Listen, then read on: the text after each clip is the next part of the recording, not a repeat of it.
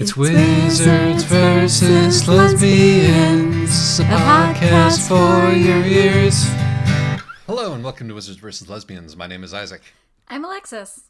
And today we're talking about Amatka by Karin Tidbeck, or possibly Karin Tidbeck, from Sweden.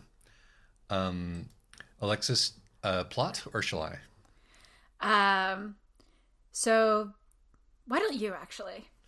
Okay, so on a foreign world, our hero, whose name is Vanja, thank you, has been sent by her job, which is a hygiene products company, to do market research in another of the 4 remaining colonies on this world. This is the northern colony, a sort of a very Nordic quality to this colony, as befits the author's origin. When she arrives there, she finds that the people are not particularly interested in new hygiene products or change of any kind, as any kind of non-communally produced goods is a relatively new innovation and scary for these folks. And she begins to realize that the reason that change and novelty is scary for these folks is perhaps deeper and more dangerous than she might think. And with the help of a rogue librarian and in spite of her new girlfriend's wishes, she begins to unravel the mystery. A rogue librarian and a possibly senile but old lady. Yes, indeed. So I would just add a couple things. One is that this is a communist society, and that is just starting to dip its toes into the waters of a more free and open economy. So part of why everybody's afraid of, she's working for a brand new hygiene products company because private companies are a brand new innovation in all of the colonies. Yes. And they're dipping their toes into glasnost and perestroika, and we know what happens when you do that. Yes. And, or, they are finding their way across the river by feeling out the stepping stones. But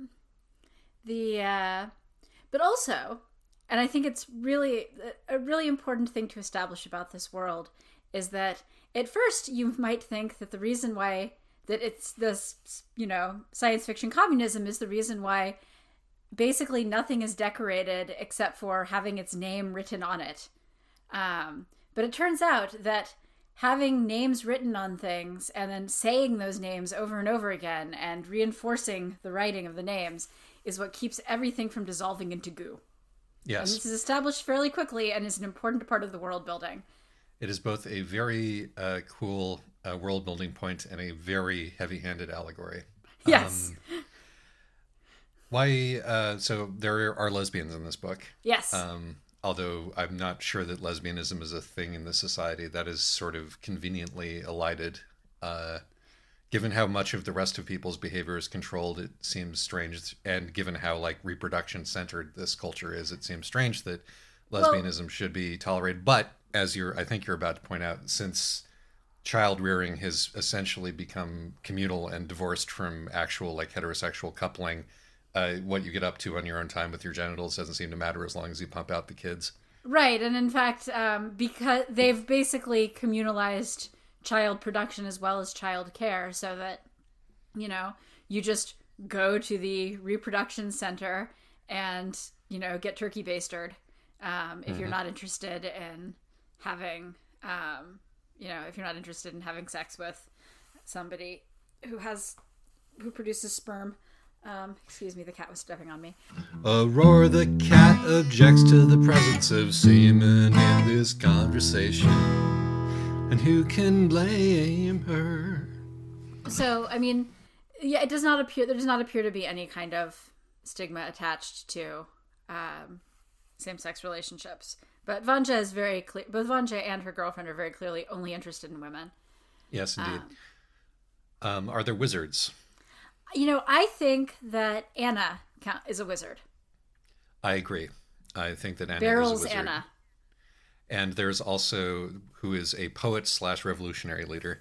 Yes. And I would argue that there are also, we're also dealing with a totalitarian society, albeit a communalized one, so there isn't a wizard figure, but we do get to encounter somebody who's high up on the committee, and he has wizard vibes, certainly. Yes. Yeah. Basically, I mean, this is slightly more lesbians versus communism or versus totalitarianism. And because it's there's a committee, so there's not one singular wizard figure in quite the same way. But, it turns out that you can have wizardry by committee. Indeed. It certainly falls into into our broad net, and it's very similar in both its themes and its execution to a couple of other books on our that we've already done for this. So I would say it counts. Yeah. Why should you read this book? It's pretty good. It is literary in a way that I think we haven't encountered since Divine Endurance, and yes, it is very good. It's well written. In translation, it's well written. I think she may have done the translation herself. I didn't, but I don't have a physical copy, so it's harder to check for translation credit. Indeed, I will look that up because I do have a copy of this and insert a jingle here. Excellent. I checked and there's no translator credit, so she must have done it herself. If you liked Annihilation, I think that, this is Annihilation, but with lesbians, and also I think I like it more than I liked Annihilation. It just shares some of the themes in terms of like the horror of, man versus society is sort of the big theme, or man versus society, man versus nature, society versus nature is the big, it's actually quite Garden versus whatever Red's team was called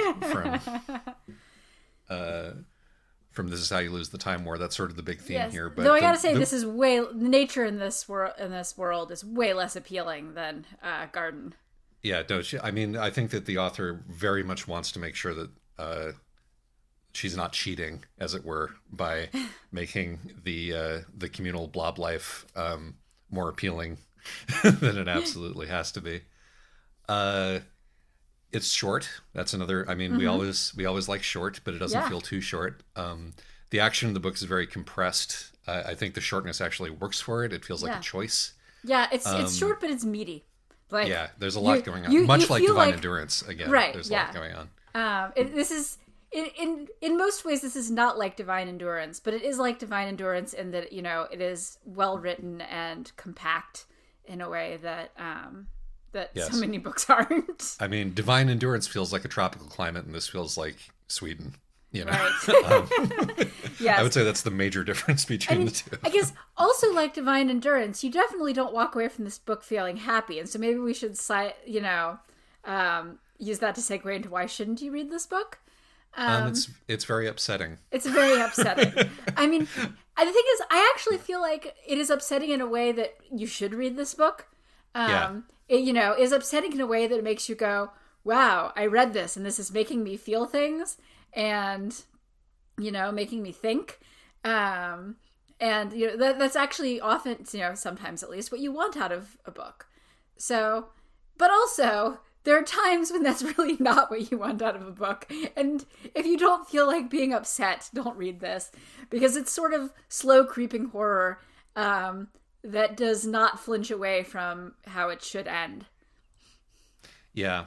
This is another book that stands by the courage of its convictions. It's another one where there's a horrible thing that happens, if you piss off the totalitarian government, and it doesn't pull its punches about that. We'll just put it that way. So content warnings, brain surgery, involuntary brain surgery, non-consensual brain surgery for the purposes of behavioral modification. This colony doesn't have a death penalty, but it has something which is enormously worse, which ends up being a death penalty and execution. I would not call it enormously worse, because being horribly disabled is still usually better than being dead. But no. But they don't care for you after you're horribly disabled. They leave you to die. It's a little bit weird. Okay, point. It's just a longer death penalty and more clinical and more, horrifying to try to keep people in line. That's clearly why they do it that way. It's a measure of social control, not because, Yes. I I mean, there's some good horror elements. That's that's a content warning of sorts. Yeah, if you don't like goo, um, there's a lot of goo. So much goo. There's so much goo in this book. Goo and skin problems and goo. Yeah, everything is real cold and itchy and gooey. It's disgusting. Yeah. Yeah. I mean, it's just This shows the sort of banal horror of a totalitarian, of everyday life in a totalitarian society. And I think, as somebody who has studied some totalitarian societies, I think it actually does a pretty good job of that, including showing the ways in which people can have, can still have enjoyable moments. Right, exactly. Normal lives of the sort. Yeah. But so long as they're able to never put a foot wrong. Right. Oh, but as long as while we're listing, go ahead. You had one. I was gonna say there's both childlessness and also immense social pressure to get pregnant. Yep. Massive state-sponsored ableism. Oh yeah. Is a big theme that we'll be talking about. Oh yeah. And there's the body horror on the one hand. Basically you're stuck between two choices, and both of them are horrifying in different ways. Yes. Oh, there's a suicide. Yes, and like gaslighting. There is actual gaslighting. Yeah. So, having said all that, shall we get into talking about the book itself? Let's go to the spoiler zone.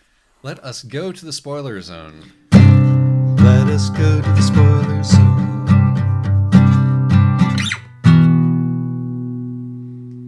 Yeah, no, the more you know about like utopian colony projects, the more of the little details here will ring true, but also just communism, right, in general. And like, I really like how quickly it gets out of hand. Like the committee clearly has, like fallback super communism positions in the face of societal decay, like the public confession / shaming thing. Oh yeah, maybe should we put in a content warning for struggle sessions? Oh my god. Probably, because it sounds like the worst thing ever. I've one of my Discordites is living in a communal household right now, and one of them is really excited about exactly this kind of thing. No way. Oh no. Sorry, I read, of course, I, being the historian of China that I was, read this and went, oh yes, they used this in the Cultural Revolution. And then weirdly enough, they use it in a bunch of, because I read a book called the Stammering Century, which I recommend, which is a history of 19th century American like utopian and transcendental religious movements. They in American utopian colonies, they use this exact same thing too.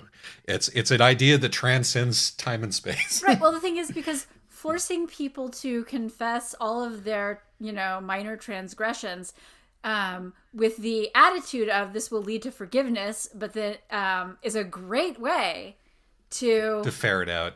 To ferret out even minor transgressions, and then you can, do everything, ranging from, petty retribution to shunning to outright murder. So it's, it's a fantastic method of social control if you've got the pressure to force people to comply in the first place. So it's not surprising that it gets invented again and again and again in extremely dysfunctional societies. Yes.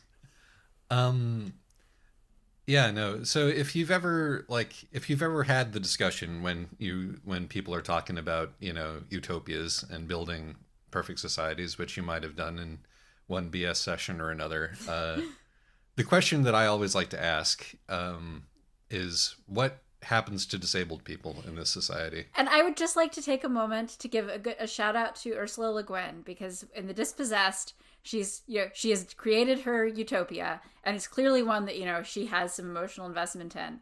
But the main character is autistic, and you can see the ways in which life just sucks for him being autistic in this utopian anarchist society. Yep. And that is precisely what is going on with our main character here, who is clearly autistic. Yes. And who, I actually really like I really like the depiction of autism in this book. Even though it's never named that, she is just like, it gets to how, she's not a robot, which is like the number one way that people fuck up, thinking about autism. It's more that like she's actually like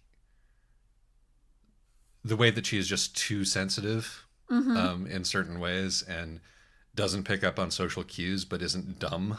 And it doesn't occur to her not to do the things that get her in trouble because she has a really profound sense of what's right and what might help. Like the way that she goes down to the tunnel to try to save Ivan's life.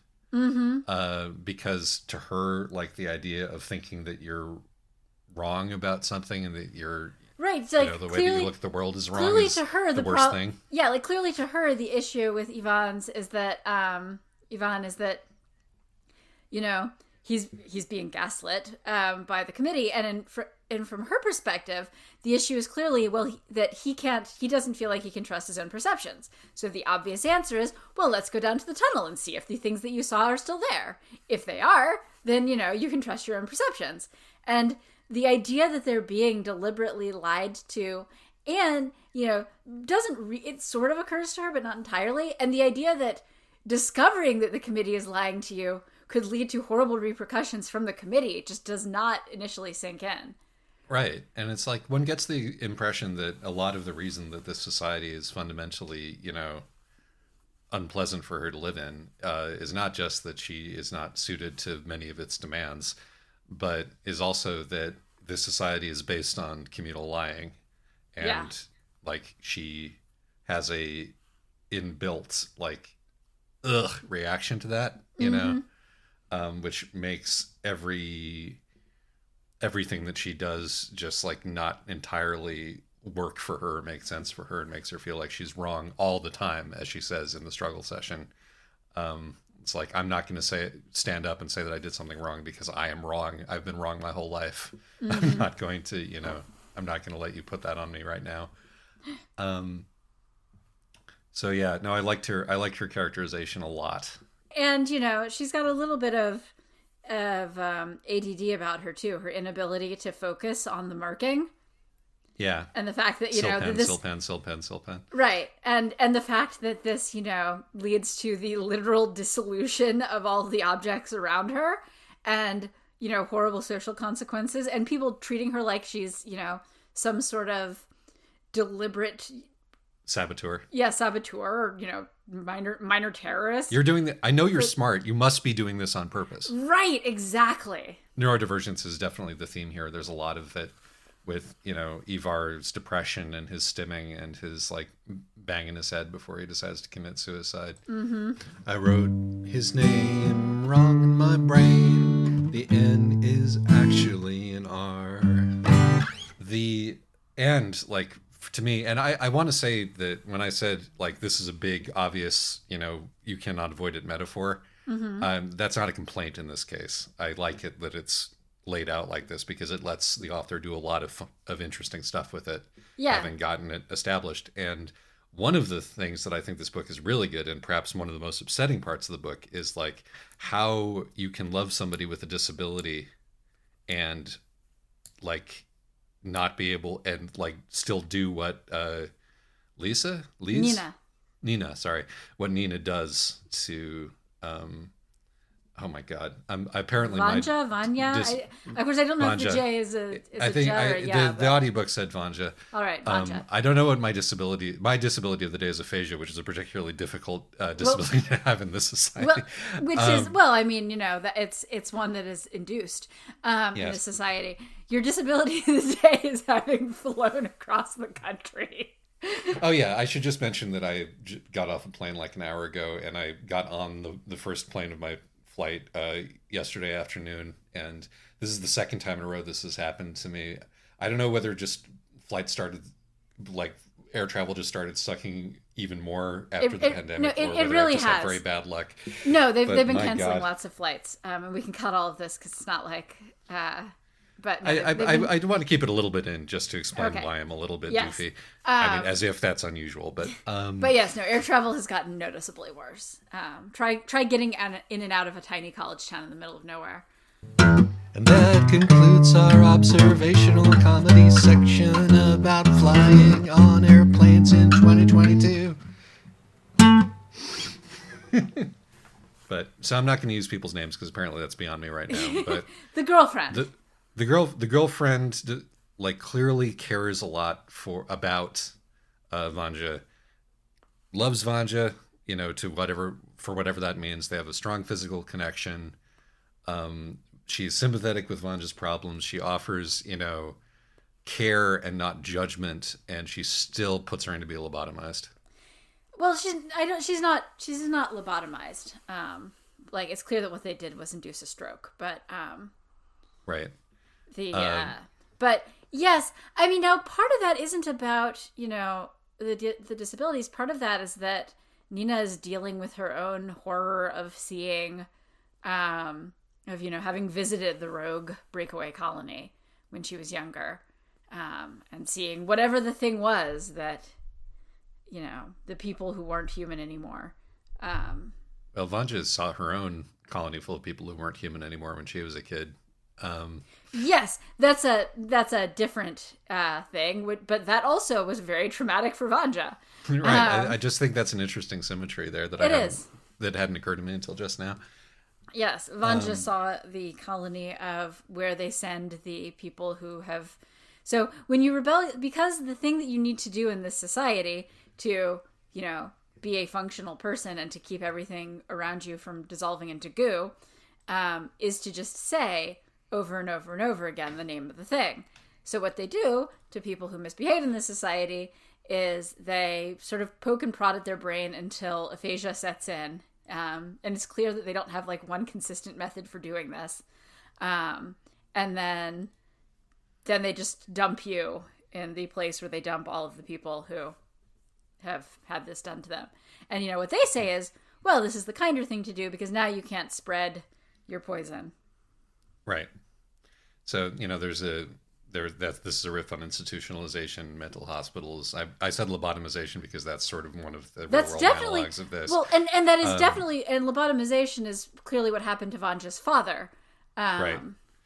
Things appear to have moved along a little bit since, maybe this different colony has a different technique. Well, and no, my favorite thing about this is that it's clear that they don't actually have a great idea of what they're doing, because there's a point where they're like, well, we're not entirely sure what's happened with her brain, but it appears that some sort of aphasia has set in, so we're calling it a success. Right, exactly. I really think they just sort of like poke at your brain or something until, you can't speak, and then, wait and see, can you speak? And if you can, they poke some more, and if you can't, then they call it good. Because,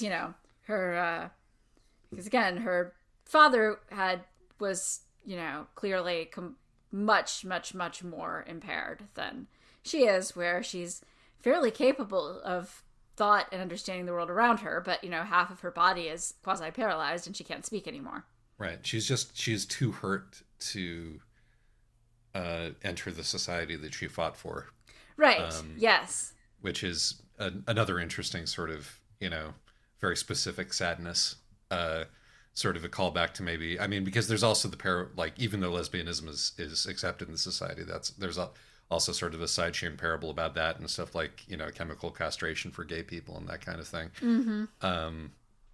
And, living to see the freedom that you fought for enacted, but being unable to participate in it because you're too hurt or too traumatized or too dead, in one way or another. Yeah. And the fact that the revolution new society that she has brought about explicitly requires the power of speech to function in it. Right. I want to talk a little bit about that, the new society. It's not dissimilar to The City in the Middle of the Night, in a lot of ways, in terms of, what it offers and the repulsion of becoming unhuman. Versus, and it's sort of like, and again, these seems like parallel threads to me that this probably isn't a direct, I don't know, but it probably isn't a direct inspiration. We seem to be, thinking about collective consciousness and rejecting or accepting it a lot. It's a theme in a lot of our books. Mm-hmm. It really is. Yeah, which is weird because I don't know what it's based on. This, I think it's based on the rise of the whole singularity thing, and Yeah, but I mean, but there are some instances in which it's like a singularity or technology based, but there are other instances where it's like a return to Earth, like a return to nature, which it is. That's how it is in the city in the middle of the night, where there's a colony of empathic or native in that case, yeah. but they've gone native in this case, empathic, telepathic, Right, creatures who. but what I'm saying is I think that our current social preoccupation with merged consciousness has a lot to do with the role that people who are obsessed with the singularity play in our society. I think it does, but I think it also might have to do with like the either the perceived or the real upswing in autism. Certainly, the upswing in autism diagnoses, and the way that people who feel apart from the cultural conversation and want to communicate in other ways. I mean, I think Sort of yeah, and I mean, are able to find each other and speak about it more now than they ever were able to. Yeah, I mean, I think that that's fair, and I mean, this is also we've got now a generation of kids. We've got now several generations of kids who grew up reading lots and lots of stories with telepathic bonds in general. But Yeah. but the thing is that I think, like, because collective consciousness is a little bit different. I mean, I think that part of also what's going on is people are figuring out. We're just currently at a moment right now where we're really interested in questions of identity and, what makes somebody themselves as opposed to, part of the great collection of humanity. And also, and then also like what makes somebody human. And, what makes somebody human, I think is a thread that's running through a lot of this stuff. Definitely. And I think and I do think that that's a big thing that's coming out of, people, a rise in neurodivergent people being able to communicate with each other and thus going, oh, you weren't treated like a person either, huh? Right. And there's a lot of different people there's a lot of different persons on the internet who can talk to me who are people in a very different way than I'm a person, Right. And like, I'm actually reminded, I picked up a rather bad collection of short stories that were written in the Sandman universe when I was a big Sandman fan when I was a teenager, and there was one of them which featured a cult which basically became this giant sort of fleshy, all-consuming hive mind organism, and that was like treated as straight up horror. Like this was evil. This was something to be fought against. And that was like the 90s when that came out. You can sort of delve further into like Lovecraft to find, sort of, tentacular madness. Tentacular madness. And of course, that was also the generation that were small children during, if not during the Cold War. Yeah. Encountering the other is the big theme, I guess that's the other big. Encountering the other and it being horrifying. Yeah. And it's like, ugh. But, and also the other being an undifferentiated mass. Right, because you can't speak their language. Right. Or understand why and how they think that way without the cultural framework to back it up. I do not know if it's ever been noted before that one of the main characteristics of life is discreteness. Unless a film of flesh envelops us, we die. Man exists only insofar as he is separated from his surroundings. The cranium is a space traveler's helmet. Stay inside or you perish. Death is divestment, death is communion. It may be wonderful to mix with the landscape, but to do so is the end of the tender ego, says Vladimir Nabokov in Penin. And there's a range, of how we feel about the collective goo now, right? We're very sad that the fractal monk was absorbed into the alien, collective. But also that was probably a good thing, and he doesn't seem to mind, in the city in the middle of the night, like rah rah, everybody needs to go become a crocodile, um, you know, Yeah, I and gotta say, I did not find the city in the middle of the night to be super persuasive. But no, boy, given these themes, you're going to be really happy with what I've picked for our next read. oh wow, very exciting. But the point that I'm sort of ambling toward here is that, like, this is sort of, it's like in this book, it's not, it's like the society we live in is clearly terrible. I'm not entirely certain about the other one, based on this book. It's clearly, but communism, if that's what we have to do to fight against the encroaching, psychedelic mushroom chaos world, is not worth it. We're not really living under that. But what I want to know is why everybody thinks that post like the dissolution of societal strictures, there's this fermenting collective unconscious like love fest. What if it's just isolation? What if it's just loneliness? Well, I mean, that seems. I mean, because we're also now that we're living with the generation of, everybody younger than us basically did not grow up in the Cold War. Yeah. Even in we were at the very last tail end of the Cold War, but I mean, the Berlin Wall fell when we were in second grade. So, anybody younger really doesn't remember any of the reasons why, they remember communism and the Red Scare as an entirely irrational fear of a perfectly good economic system. And Right. I really think that there's this idea, we've got a lot of people who think that if you could just go to some like anarchist utopia, like in The Dispossessed, for example, that everything will be perfect. And that, we can live in harmony with nature. I keep seeing on Tumblr people saying that capitalism is the reason that we have global warming because, communist countries never pollute at all.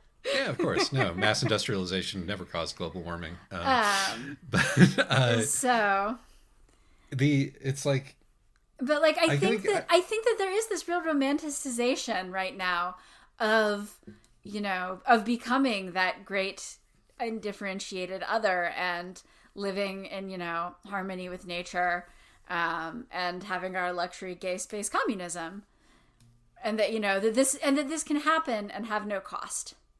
That this will only have upsides, and and like I can understand when you're facing down your student loan debt how these ideas would be extremely appealing, especially if you've never studied 20th century history. Everybody wonders what the goo outside reality represents. It's shown up in so many books.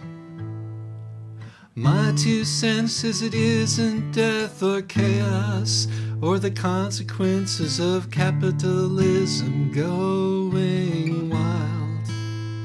It's the slow realization that the Enlightenment was a mistake. to steer it back to this book, I think that I steered it away. I'm not. Yeah, that is yeah. not a. Yeah. I am.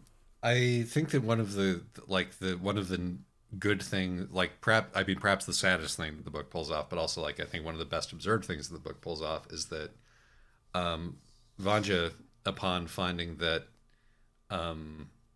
this society cannot fit into the society, and the society will not accept her, and that she cannot form true, connections in the society,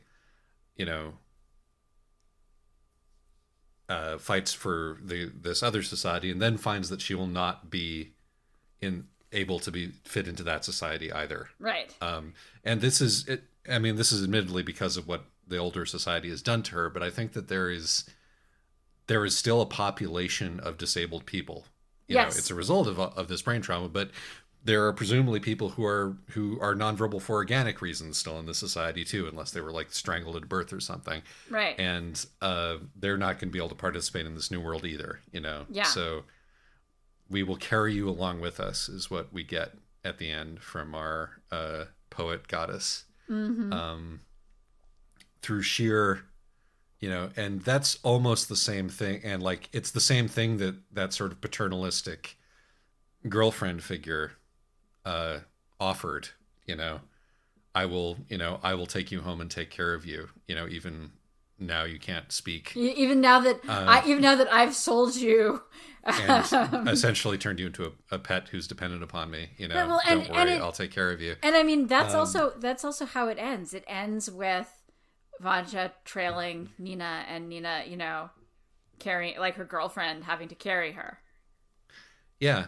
And so, like, there's a certain hard truth to that, which is, you know, people will be mixed in their capabilities.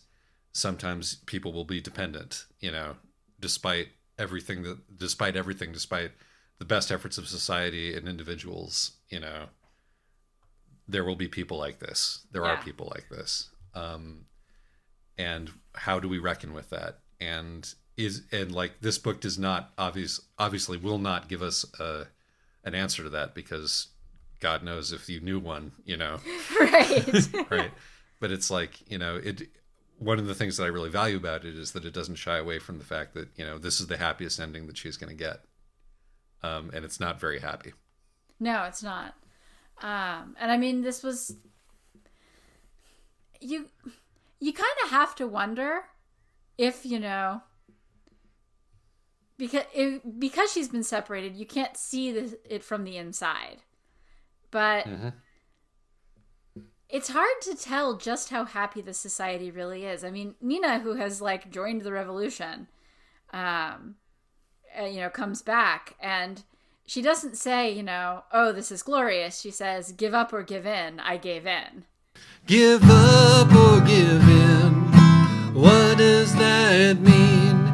It means you can either let the society that we've constructed grind you down, or you can give in and admit the Enlightenment was a mistake. 100%. You know, I personally would not want to be part of the goo force. I really like my alone time. I mean, it's and not, I also like my sense of reality. It's not like these people have all melted into an undifferentiated piece of goo. Like, they are people. Well, yes, but the goo child does melt into the bereaved father and transform him into something with too many knees. I imagine there's probably a little bit of communal goo going on. No, I do. I think you're right. Yes, I mean, they are sinking into each other. It is a weird. They are not. They're no longer entirely human. They've become part of the goo. Yeah, and you know, I should also point out that when the librarian becomes part of the goo, or he's not actually part of the goo yet, but when he is touched by the goo, the first thing that he does is turn his back on everything that he believes in the most and burn down his own library. Yes, which is like the thing, and it was his love of his library that was motivating him to rebel against the society in the first place. Like, right, in much the same way that the poetess, like, her whole thing was poetess, as if I needed that. But anyway, the poet, Beryl's Anna. The poet, like her, it's like it was her like loving attention to reality and the unchangingness of things, and like her description of the seasons and all of this. To be fair, that's the only poetry that was allowed in the society. Yes, I mean, I'm not saying. I mean, but just like, she was instrumental in keeping this colony going, right? And she seems to have like a particular ability to really pay attention to the details and, you know, sum up something in just a few words and describe it perfectly. Yeah, so it's like the in both cases, the love of the real and the want and the desire to hold on to things in permanence and, like, you know, sort of preserve what is beautiful turns itself inside out and becomes draining the goo. Right. It becomes like becoming ride or die for everything changes, and, you know, in nature is sort of this whirlwind of chaos and intermingling. And as long as we're, you know, as long as we're, you know, seeing the influence of current geopolitical events on these things like climate change, for example. I think climate change definitely, is a big unspoken thing here. The ice melting and unmelting every morning, and people being like, well, that's normal now. Yeah. And attempting like feverishly. I love how quickly it goes. I've said that like 3 times, but I love the way that she's like, this takes 3 weeks. This society collapses in 3 weeks. Yes. It was so close to being there that, yeah, it's just a little nudge. Yep. And yeah, how the rituals that made sense once become less and less reasonable and more like hysterical and religious almost in character, as the world outside changes to the point where the reasons that they were enacted in the first place no longer make sense. Yeah. It's yeah. And it's like I feel that personally, it's like I think I'm naturally, please don't change things. I don't want things to go away, you know. But like just starting from like the personal, watching myself grow, watching the world around me change, watching like, friends or places to live changing and moving away and growing, and then seeing the entire world changing in these irreparable ways. I think there comes a point where you just sort of have to be like, okay, I'll destroy myself if I keep trying to hold on to things and stopping things from changing. Yeah. So maybe I need to become an agent of chaos. Well, I mean, I like this book really does seem to present it as you have 2 choices, right? As it says, you can give up or you can give in. You can like fight this slow losing battle against the world. I mean, because there's also an interesting thing here where these people are colonists. Yes. Right? Like there's a settler colonialism thing going on here where they have colonized, and there is actually this other sentient life that they've been, using to make sentient. This other might not make sense in this context, but there's life. There's life, and I don't know, like because the goo they end up sort of merging with the goo. So I think it's fair to say that like the goo is not entirely unsentient. I mean, I think that's part of why telling the goo over and over and over again what it is so effective. Yes. Man, I love the fish story. Like, I love the fish story in so many different ways. From the archives where the children came up with this fishing game based upon never having seen fish, reading descriptions of fish. And because I used to play pretend fishing when I was a kid, and so that spoke to me. And like I love that the response to that is clearly it's the fish that are the problem, so we will remove all references to fish from this society. And I mean, we should note that the reason why there's 4 colonies instead of 5 is that one of them was named after the sun, and there's no sun in this world, and people talked so much about what the sun must be like that they created that, at least according to the history of this colony, they created a sun and burned the entire irradiated and destroyed the entire 5th colony.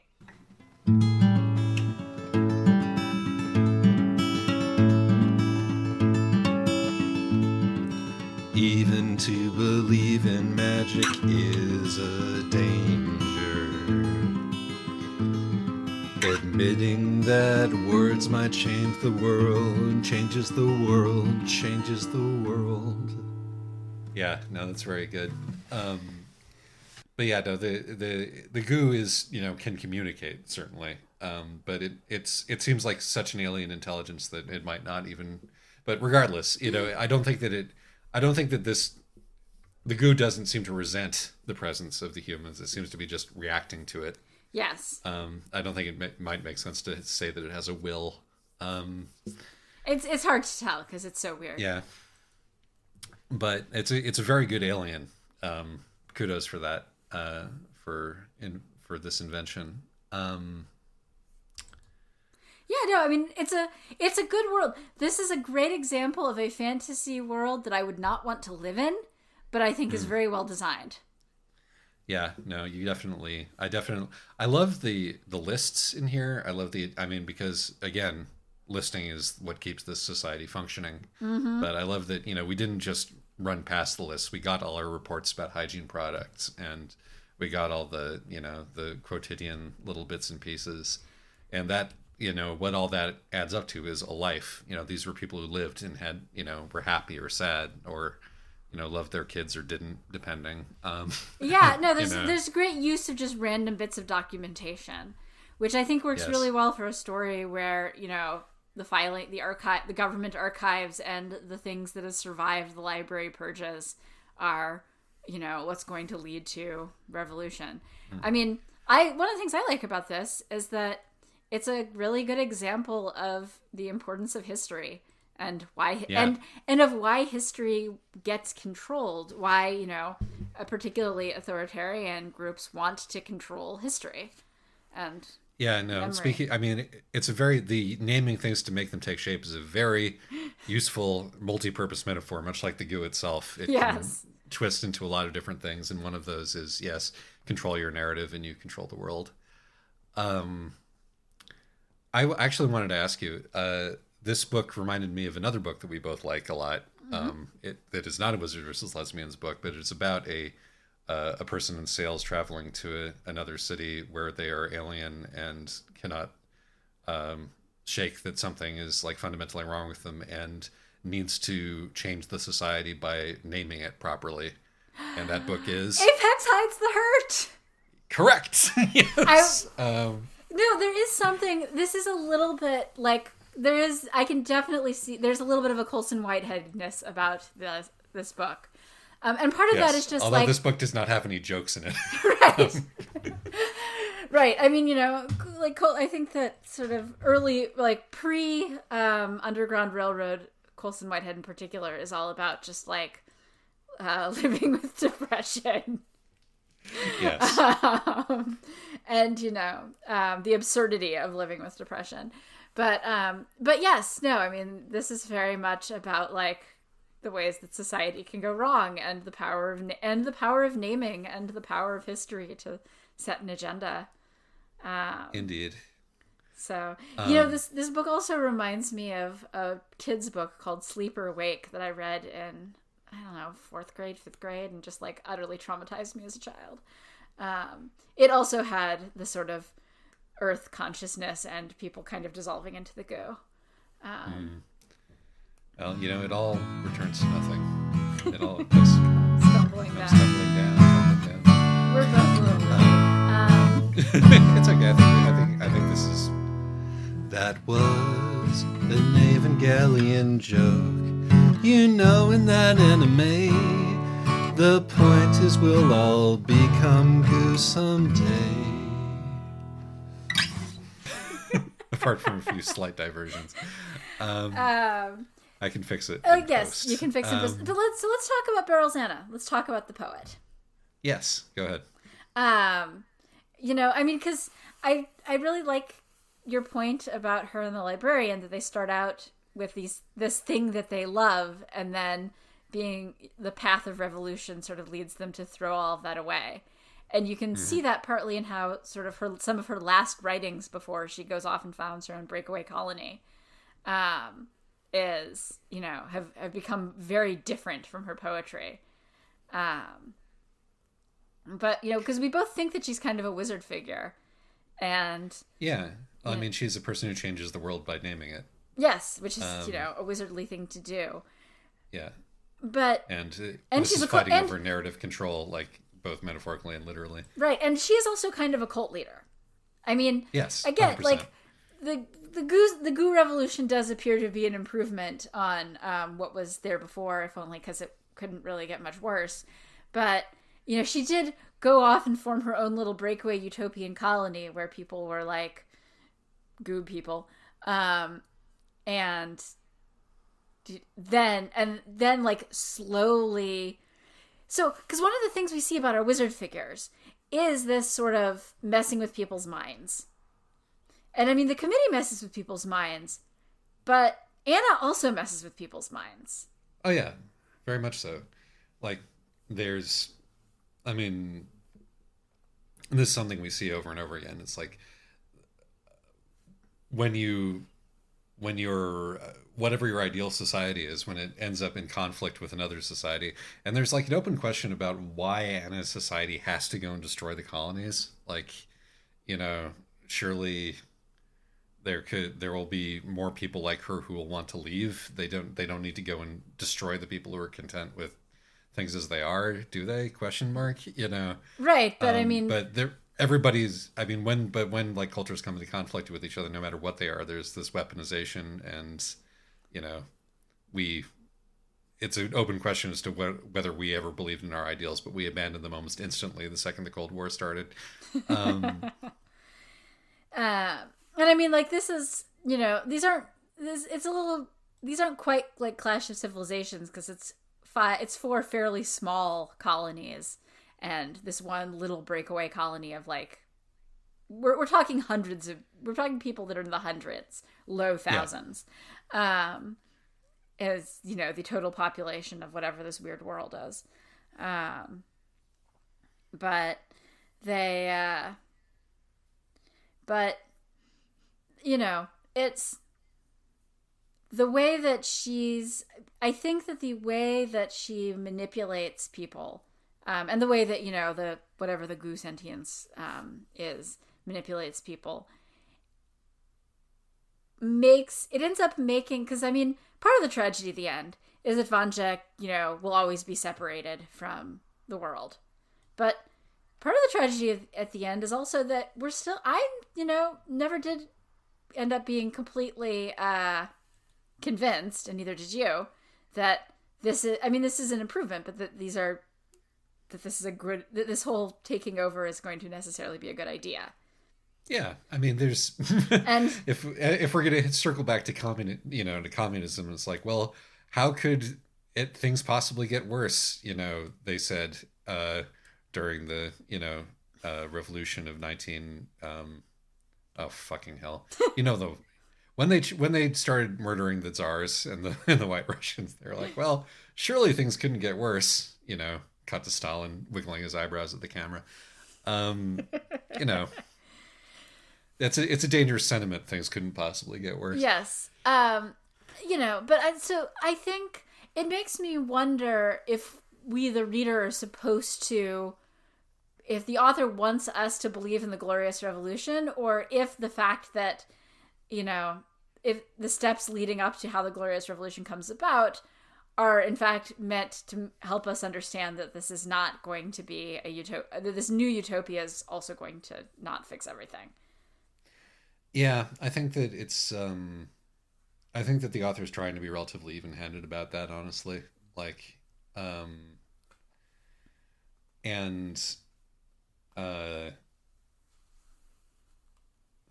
mean, she clearly doesn't like the struggle sessions / pep rally, you know, stuff and the bureaucracy. Like, she goes out of her way to make every person involved in that seem like a horrible asshole. Right. No, I mean, she does a very good job of making the main society, you know, colonist society terrible and extremely believably, realistically terrible. Right, but there's also this sort of point where, you know, the characters who seem to be the most like alive and interesting are the ones who are caught between. Yes. Yes, it's, you know, and maybe there's something to that. Yes, Ivan, or whatever his name is, before he, you know, before he slips over into self-destruction, and Evgen, I don't know, the librarian. Yeah, the librarian. You know, 'cause he's a great character. I'm just gonna write librarian on him because I can't remember the... Just write librarian on him enough, and you'll make sure that he stays that way. The librarian, as you know, he's probably the most likable character in this, and for that actually, and so is the old lady who's, you know, probably Anna's that ex. was the other person I was thinking. She's of. great until Mm-hmm. she like gets swallowed by the goo. Yeah, she's great until she gets what she wants, and then, you know, she's just another goo entity. So yeah. Do we have any? I mean, I would say that like it's definitely. I would say that the author is not pushing particularly hard to think for us to think that this new collectivism is really going to solve stuff. Do we have any things that made us grumpy about this book before we wind up here? Not really. I mean, the book like left me with a deep feeling of, horror, but that was effective. Yeah. But like that's the book doing its job well. I don't enjoy having read this book, but I think it's a very good book. Right. Yeah, I think I don't. we both we both put off rereading this one. But but I actually don't regret rereading it. I got a lot from it the second time, which I didn't get the first time because I was too busy like cringing from the horror that was clearly going to happen. This is a good one to reread. I got a lot more out of it on the second read than I did on the first, which I think is also just because this book is speaking to my current mindset way more than it was speaking to my mindset at the time that I first read it. But this is definitely this is one that it really rewards a reread, because I found the first time it was hard to follow stuff because I knew that the horrible things were going to happen. And it's a very good job of having that dread permeate the entire, particularly like the last 2/3 of the book. God, yeah. No, I remember the first time I read it, I was like, oh my God, they're not actually going to do it. They're not actually going to do it. And of course they did it. And of course they did it. Yeah. Yeah. So yeah, it's hard to nitpick this one because I always come away from it feeling mildly shell-shocked. But yeah, no, that's the sign of good art. That is, if it hurts when you bite it. Yeah. Yeah. No, this one's highly recommended. Probably is this technically retro? When did this come out? I don't know. It depends on what our cutoff for retro is. We can decide that later. But this is a strong contender for book of the year. It's 2012. It's not even. It's about 10 years old. Probably counts as retro. No, I feel like I don't know. I feel like pre-2010. It's got to be for retro. All right. Well, I would say that this one is a very tough one to beat for book of the season, depending on what we get up to later on. I mean, we did also get The Thousand Eyes, which is a completely different book, but very different book, but also very also very good. Much more optimistic than this one, weirdly, given how right. sad it is for most of it. But anyway, so do tell me, what are we reading next week? Next week we are reading The Last Exit by Max Gladstone. We're back to Max. He's got a new book out. All right. I just read it and I enjoyed it, so now we're going to read it.